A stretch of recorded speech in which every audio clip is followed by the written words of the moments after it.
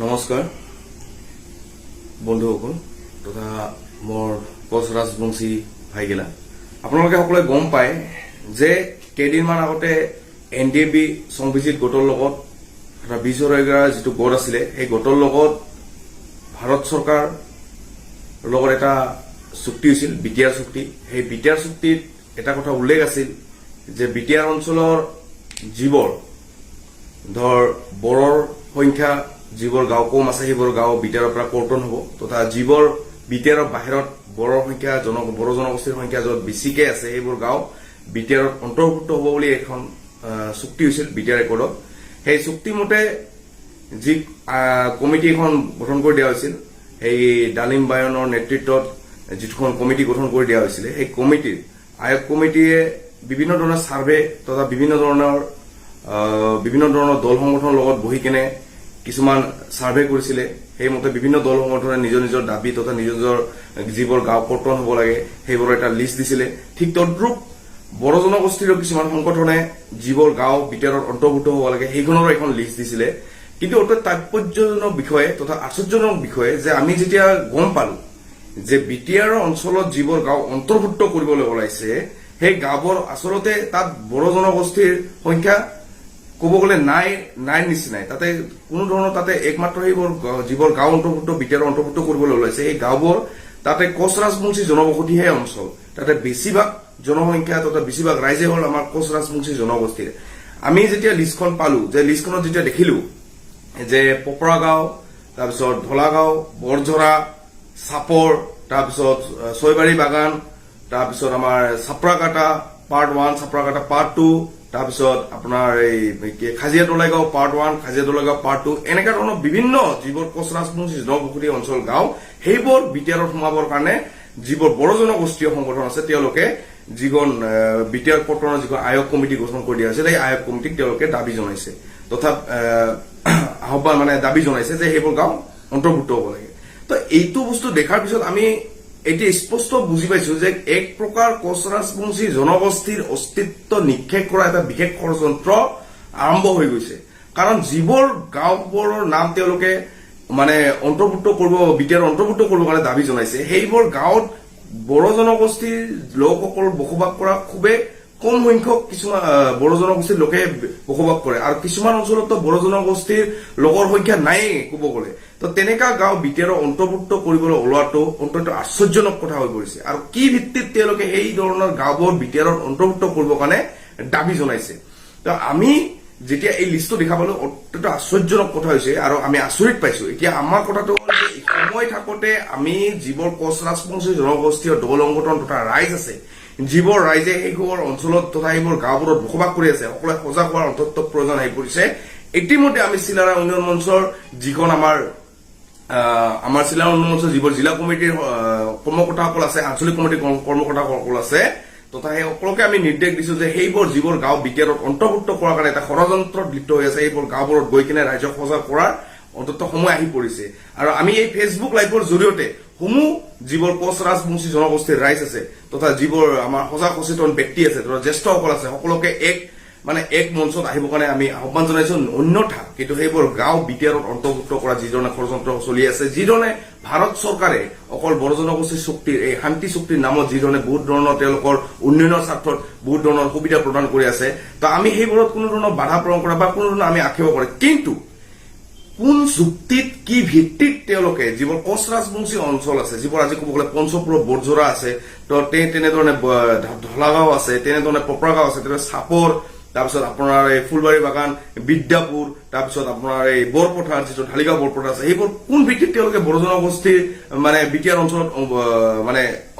অন্তৰ্ভুক্ত কৰিব চেষ্টা কৰি আছে এইটো আমি অন্তত আচৰিত পাইছো কাৰণ সেইবোৰ অঞ্চলত 50% বড়ো জনগোষ্ঠীৰ ৰাইজ নাই তাতে 50% কমৰ আছে ক'ব গ'লে কিছুমান ঠাইত 10% আছে কিছুমান ঠাইত 0% আছে কাৰণ সেইবোৰ ঠাইত ক'ব গ'লে কোচ ৰাজবংশী জনগোষ্ঠীৰ বাহিৰে অন্য সম্প্ৰদায় বা অন্য জনগোষ্ঠীৰ অস্তিত্ব প্ৰায় নাই পৰিব ক'ব পাৰি তো তেনে ক্ষেত্ৰত সেইবোৰ গাঁও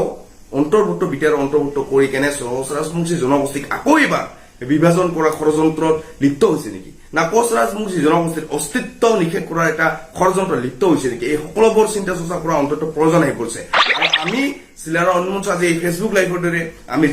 যিটো আয়োগ আছে বিটিআৰ কমিটিৰ যিটো গাঁও অন্তৰ্ভুক্ত যি আয়োগ আছে এই আয়োগক আমি আহ্বান জনাইছো দাবী জনাইছো যে কোনো পৰ্যায়ে তেনেকে যাতে ভুল কাম নকৰে কাৰোবাৰ প্ৰৰোচনাত আহি কেনে যিবোৰ কোচ ৰাজবংশী বসতি অঞ্চল গাঁও আছে এইবোৰ যাতে কোনো পৰ্যায়ে বিটিআৰৰ অন্তৰ্ভুক্ত নহয় সেইটো আমি তেওঁলোকক দাবী জনাইছো যে তেওঁলোকে যাতে এইটো ভুল কাম নকৰে তেওঁলোকে যিকোনো কৰাৰ আগতে বা ৰাইজৰ মতামত লোৱাটো অত্যন্ত প্ৰয়োজন আহি পৰিছে কাৰণ সেইবোৰ অঞ্চল বা সেইবোৰ গাঁও কোনো পৰ্যায়ে বিটিআৰৰ অন্তৰ্ভুক্ত নহয় কাৰণ সেইখিনি গাঁৱত কোচ ৰাজবংশী জনবসতি অঞ্চল তথা এইখন গাঁৱত কোচ ৰাজবংশী জনগোষ্ঠীয়ে যুগ যুগৰ পৰা বসবাস কৰি আহি আছে তো সেই ধৰণে তেওঁলোকে আৰু মই বিটিআৰৰ বিটিআৰ মানে যিটো সমিতি বা যিসকল দল বিটিআৰ দল সংগঠনে যিবোৰে মানে সেই বিটিআৰ অন্তৰ্ভুক্ত কৰিবৰ কাৰণে বড়ো দল সংগঠনে এনেকা ধৰণৰ এটা ভুৱা তথ্য আয়োগক দিছে তেওঁলোকক আমি আহ্বান জনাম যে এনেকা ভুৱা তথ্য দি কেনে আমাৰ মাজত এটা সংঘাতৰ সৃষ্টি যাতে নকৰে ইয়াৰ পৰা যাতে আঁতৰত থাকে কাৰণ এনেকা এটা ভুৱা তথ্যৰে তেওঁলোকে জৰ জুলুম কৰি যদি সেইবোৰ গাঁও বিটিআৰ অন্তৰ্ভুক্ত কৰিব খোজে তেতিয়াহ'লে এটা মানে ভাতৃঘাতী সংঘাত হোৱাৰ সম্ভাৱনা আমি নুই কৰিব নোৱাৰি গতিকে আমি আহ্বান জনাম এই যিবোৰ বড়ো জাতীয় দল সংগঠন আছে তেওঁলোকক আমি আহ্বান জনাইছো যে তেওঁলোকে এনেকা ভুল তথ্যৰ ভিত্তিত যাতে কোনো ধৰণৰ গাঁও যাতে অন্তৰ্ভুক্ত কৰাৰ ষড়যন্ত্ৰ নকৰে আপোনালোকে বড়ো জনগোষ্ঠীৰ উন্নয়ন তথা বিকাশৰ কাৰণে যিবোৰ বড়ো জনবসতি অঞ্চল য'ত 50% বড়ো জনগোষ্ঠীৰ ৰাইজ আছে সেইবোৰ গাঁও অন্তৰ্ভুক্ত কৰক তাত আমাৰ বাধা নাই সেইবোৰত আমি পূৰ্ণ সমৰ্থন আগবঢ়াম কিন্তু যিবোৰ গাঁৱত 50% বড়ো জনগোষ্ঠীৰ ৰাইজ তথা বড়ো জনগোষ্ঠীৰ আমাৰ ভাইসকলে বসবাস নকৰে সেইবোৰ গাঁও যদি আপোনালোকে জৰ জুলুম কৰি অন্তৰ্ভুক্ত কৰা এটা ষড়যন্ত্ৰ কৰে তেতিয়াহ'লে নিশ্চয় অগ্নিগৰ্ভাৰ এটা সৃষ্টি হ'ব গতিকে এই সকলোবোৰৰ পৰা আঁতৰত থাকিবৰ কাৰণে আমি বড়ো জনগোষ্ঠীৰ ৰাইজ তথা বড়ো জনগোষ্ঠীৰ ভাতৃসকলক আমি আহ্বান জনাইছো লগতে এই যিবোৰ মই আকৌ এবাৰ কৈছো এই যিবোৰ গাঁওবোৰ আছে কোচ জনগোষ্ঠী অঞ্চলৰ গাঁও এতিয়া ঢলা গাঁও হওক কুপৰা গাঁও হওক চাপৰ ছয়বাৰী বাগানৰ পৰা আদি কৰি আমাৰ ফকীৰা গাঁও কি কয় আমাৰ ধুবুৰী অঞ্চলৰ কিছুমান গাঁও আছে তেনেকা ধৰণৰ বহুত কেইখন গাঁও অন্তৰ্ভুক্ত কৰা এটা ষড়যন্ত্ৰ ইতিমধ্যে লিপ্ত হৈছে ইতিমধ্যে এই তথ্য পাতি আমাৰ হাতত আহি পৰিছে আৰু আমি এই তথ্য পাতি তীব্ৰ বিৰোধিতা কৰিছো কাৰণ এনেধৰণে কোনো এটা ভুৱা তথ্য দি যদি কোচ ৰাজবংশী জনগোষ্ঠীৰ গাঁওবোৰ কোনো পৰ্যায়ে অন্তৰ্ভুক্ত কৰিব আমি নিদিম আৰু এইটো কোনো পৰ্যায়ে আমি মানিও নলওঁ কাৰণ আমি এটা কথা বিচাৰো যে সকলোৱে সমিল মিলে এটা সুস্থ সমাজ গঢ়ি উঠাটো আমি বিচাৰো কিন্তু এনেকা ধৰণৰ জৰ জুলুম কৰি যদি নিজৰ ৰাজনৈতিক মুনাফাৰ কাৰণে যদি তেওঁলোকে যিবোৰ আমি দেখা পাইছো যে এইবোৰ গাঁও যিবোৰ তেওঁলোক সমাৱেশ হৈছে ইয়াতে কিছুমান ইউনিভাৰ্চিটি আমাৰ যিটো আছে মহাবিদ্যালয় শৰৎ চন্দ্ৰ সিঙৰ এটা ইউনিভাৰ্চিটি আছে কলেজ আছে ঠিক তেনেধৰণে আমাৰ কিছুমান টি গাৰ্ডেন আছে সেইবোৰ যিবোৰ আমাৰ কোচ ৰাজবংশী ঐতিহ্যময় অঞ্চল আছে সেইবোৰ তেওঁলোকে দখল কৰিব এটা ষড়যন্ত্ৰ কৰিছে ঠিক তেওঁক এই আমাৰ যিটো ডাঙৰ ৰেল ডবা বনা কৰখনাই হওক বা তেনেকা বিভিন্ন ধৰণৰ আছে যিবোৰ আমাৰ কোচ ৰাজবংশী জনগোষ্ঠীৰ অঞ্চলত পৰে যিবোৰ আমাৰ কোচ ৰাজবংশী জনগোষ্ঠীৰ অঞ্চলৰ মানুহে বসবাস কৰি আছে সেইবোৰ তেনেকা ধৰণৰ মানে কাৰখানাৰ লগত তেওঁলোকে জৰ জুলুম কৰি সেই গাঁওবোৰ তেওঁলোকে সোমোৱাৰ এটা ষড়যন্ত্ৰত লিপ্ত হৈছে গতিকে এই ষড়যন্ত্ৰৰ পৰা আমি আঁতৰত থাকিবৰ কাৰণে সকলোকে সকীয়াই দিছো অন্যথা কিন্তু কিবা এটা সংঘাত হলে ইয়াৰ কাৰণে একমাত্ৰ দায়ী কিন্তু সেইসকল যিসকল ব্যক্তি আছে সেইসকলে হ'ব কাৰণ ইয়াৰ কাৰণে আমি আইনত ধাৰস্থ হবলৈ সাজু আছো কাৰণ আমি কোনো পৰ্যায়ে এই গাঁওবোৰ কোনো পৰ্যায়ে আমি বিটিআৰৰ অন্তৰ্ভুক্ত হ'ব দিব নোৱাৰিম আৰু যিবোৰ গাঁও আমি বিটিআৰৰ পৰা মানে কৰ্তন কৰিবৰ কাৰণে আমি আহ্বান জনাইছিলো সেই গাঁওবোৰত আপোনালোকে আহি চাওক তথা আমি আয়োগক আহ্বান জনাই আপোনালোকে আহি চাওক চাৰ্ভে কৰক আমি যিবোৰ তথ্য দিছো এইটো সত্য তথ্য কাৰণ আমি যিবোৰ গাঁও কৰ্তনৰ কাৰণে আবেদন কৰিছো সেই গাঁও কৰ্তনত বেছিভাগে কোচ ৰাজবংশী জনগোষ্ঠী তথা অন্য জনগোষ্ঠীৰ লোকে বসবাস কৰি আছে য'ত 50%কৈ কম গাঁও বড়ো জনগোষ্ঠীৰ লোক আছে সেইবোৰ গাঁও আমি কৰ্তনৰ কাৰণে আবেদন কৰিছো আৰু আশা কৰো যে আয়োগে এই সকলোবোৰ বস্তু বিবেচনা কৰি কেনে এই সকলোবোৰ বস্তু বিবেচনা কৰি সকলো দল সংগঠনৰ আলোচনা কৰি কিনে এটা সম্পূৰ্ণ তথ্যৰ ভিত্তিত এটা শান্তি শৃংখলা বনাই ৰাখি এটা ভাতৃগত যিটো আমাৰ সম্বন্ধ আছে সেইটো সম্বন্ধ বনাই ৰাখি কেনে এই সকলোবোৰ মানে সুবিচাৰ কৰিব সেইটো কাৰণে আমি এটা বিশ্বাস আছে আয়োগৰ যিটো গাঁও কৰ্তনৰ যিটো আয়োগ আছে কমিটি আছে তেওঁলোকৰ ওপৰত বিশ্বাস আছে আৰু আমাৰ এটাই আহ্বান যে এই ধৰণৰ যি ধৰণৰ তেওঁলোকে পৰিকল্পনা কৰিছে এই ধৰণৰ পৰিকল্পনাৰ পৰা আমি আঁতৰত থাকিবৰ কাৰণে আকৌ এবাৰ আহ্বান জনাইছো আৰু আগন্তুক দিনবোৰত যাতে এনেকা ধৰণৰ কোনো ধৰণৰ পুনৰাবৃত্তি নহয় সেইটো কাৰণে আমি আহ্বান জনাইছো আৰু অতি সোনকালে আমি যিবোৰ গাঁও কৰ্তনৰ আয়োগ আছে তো ডায়েন লিম বাৰ্ণনৰ নেতৃত্বত যিটো কমিটি গঠন হৈছে এই কমিটিক আমি এই গাঁওবোৰৰ সকলো ৰাইজৰ লগত বহি কেনে এটা লিখিতভাৱে আমি আবেদন জনাম চিলাৰ মঞ্চৰ ফালৰ পৰা যে এই গাঁওবোৰত যিবোৰ তথ্য দিছে যিবোৰ এইবোৰ গাঁও যিবোৰ বিটিআৰ অন্তৰ্ভুক্ত হোৱাৰ কাৰণে তেওঁলোকে দাবী জনাইছে এই গাঁওবোৰত যে সঁচা অৰ্থত যে কোচ ৰাজবংশী জনগোষ্ঠীৰ জনসংখ্যা বেছি আছে য'ত আমাৰ বড়ো জনগোষ্ঠীৰ ভাইসকলৰ সংখ্যা খুবেই তাকৰ তাতে কোনো ধৰণৰ 50%তকৈ বেছি বড়ো জনগোষ্ঠীৰ ৰাইজ বসবাস নকৰে আৰু যিবোৰ কৰি আছে তাতে 10 ঘৰ বা 15 ঘৰ কৰিছে তেওঁলোকে এতিয়া শান্তিপূৰ্ণভাৱে তাতে বসবাস কৰি আছে কোনো ধৰণৰ তেওঁলোকৰ লগত আমাৰ কোনো সংকাৰ হোৱা নাই তো তেনেধৰণে এই 10 ঘৰৰ কাৰণে যদি আপোনালোকে তাতে হাজাৰ হাজাৰ ঘৰ বসবাস কৰা কোচ ৰাজবংশী জনগোষ্ঠীৰ ৰাইজক জোৰ জুলুম কৰি বিটিআৰ অন্তৰ্ভুক্ত কৰিব খোজে তেতিয়াহ'লে নিশ্চয় কিবা এটা বেয়া পৰিস্থিতিৰ ভাৱে ঢাল খাব বুলি আমাৰ এটা সন্দেহ আছে গতিকে আমি সেইকাৰণে সকলোকে সজাগ হ'বৰ কাৰণে আহ্বান জনাইছো তথা মই এটা আহ্বান কৰিম যে অতি সোনকালে সকলো ৰাইজ সজাগ হওক তথা সকলো দল সংগঠনে এই বিষয়ত মাত মাতক যদি এই সময়ত আমি এই ধৰণে মাত নামাতো যদি এই ধৰণে কাৰ্যকলাপ হৈ থাকে যদি এই ধৰণে ষড়যন্ত্ৰ বুলি বাৰম্বাৰ কোচ ৰাজবংশী জনগোষ্ঠীৰ ৰাইজ হৈ থাকে তেতিয়াহ'লে কোচ ৰাজবংশী জনগোষ্ঠীৰ ৰাইজৰ যিটো অস্তিত্ব আছে এইটো অস্তিত্ব সংকটত আহি পৰিব আৰু হয়তো কোচ ৰাজবংশী জনগোষ্ঠীৰ এটা অস্তিত্ব শেষ কৰা এটা গভীৰ ষড়যন্ত্ৰ হ'ব পাৰে বুলি আমাৰ এটা সন্দেহ হৈছে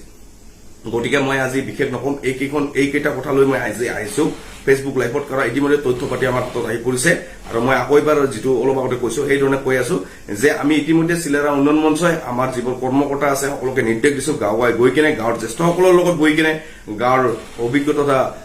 যিবোৰ জনা শুনা ব্যক্তি আছে সকলৰ লগত বহি কিনে এটা যাতে আমি এটা আবেদন কৰিব পাৰো যে এইবোৰ গাঁও যাতে কোনো পধ্যে বিটিআৰ অন্তৰ্ভুক্ত নহয় সেইকাৰণে আমি ব্যৱস্থা ইতিমধ্যে গ্ৰহণ কৰিছো গতিকে আজি আৰু বিশেষ একো নকম মোৰ যিবোৰ আমাৰ বঙাইগাঁও বা ধুবুৰী অঞ্চলৰ যিবোৰ কোচ ৰাজবংশী জনগোষ্ঠীৰ ৰাইজ আছে যিবোৰ গাঁৱৰ মই অলপ আগতে নামবোৰ উল্লেখ কৰিছো সেই গাঁওবোৰৰ ৰাইজে সচেতন হোৱাৰ অন্তত প্ৰয়োজন আহি পৰিছে অন্যথা কিন্তু এই সকলোবোৰ গাঁও আপোনালোকৰ বিটিআৰ অন্তৰ্ভুক্ত হ'ব কাৰণ তেওঁলোকে যি ধৰণে ষড়যন্ত্ৰ এটা কৰি আছে যদি আমি এতিয়া সজাগ নহয় এতিয়া যদি ইয়াৰ আমি বিৰোধিতা নকৰো তেতিয়াহ'লে নিশ্চয় এই গাঁওবোৰ বিটিআৰত অন্তৰ্ভুক্ত হৈ যাব গতিকে সময় থাকোঁতে আমি বিৰোধিতা কৰাটো অত্যন্ত প্ৰয়োজন কাৰণ সঁচা তথ্যৰ ভিত্তিত যদি তেওঁলোকে আবেদন কৰিলে আমি সন্মতি লৈ কিন্তু ভুৱা তথ্যৰ ভিত্তিত তেওঁলোকে যিধৰণে আবেদন কৰিছে তেনেকৈ আবেদন কোনো সম্পূৰ্ণ ভিত্তিহীন আৰু এই গাঁওবোৰ কোনো ধৰণৰ তেওঁলোকে জোৰ জুলুম কৰি বিটিআৰ অন্তৰ্ভুক্ত কৰিবলৈ আমি দিয়া নহ'ব গতিকে মই এইখিনিকে কৈ আজি আপোনালোকৰ পৰা লাইভৰ বিদায় মাৰিছো ধন্যবাদ নমস্কাৰ